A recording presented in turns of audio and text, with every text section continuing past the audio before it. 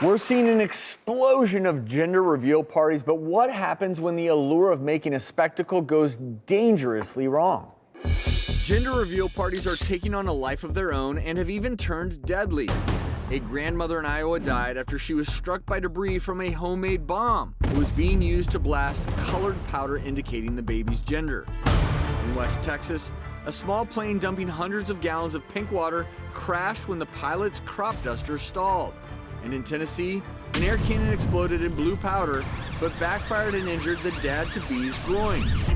Residents in one Iowa town reportedly felt an explosion that happened miles away after someone fired a rifle at a gender reveal boombox device that you can pick up online. And in Arizona, a U.S. Border Patrol agent sparked an $8 million wildfire during a gender reveal explosion.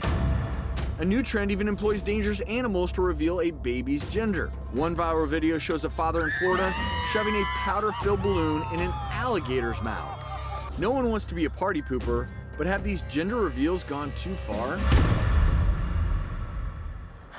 Yes. I would say yes, based on that video. So we are very lucky. Jenna is here, who had the very first viral gender reveal party back in 2008.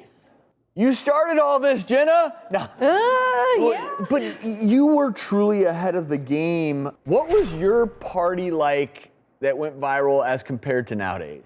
It was very tame. I just had a few friends over, the immediate family, and I actually made 2 cakes. I had one filled with pink icing and one filled with blue icing, and I had my sister-in-law take the information out of the envelope, and I said, okay, surprise us, bring us out, the one, I had marked it with a toothpick.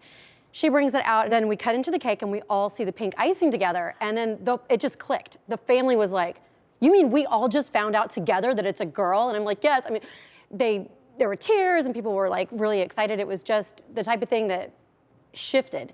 So That's why it went viral, because it was so authentic. What Jen is describing is sweet and lovely and authentic. And so what's your perspective on how this has now blossomed into a social media?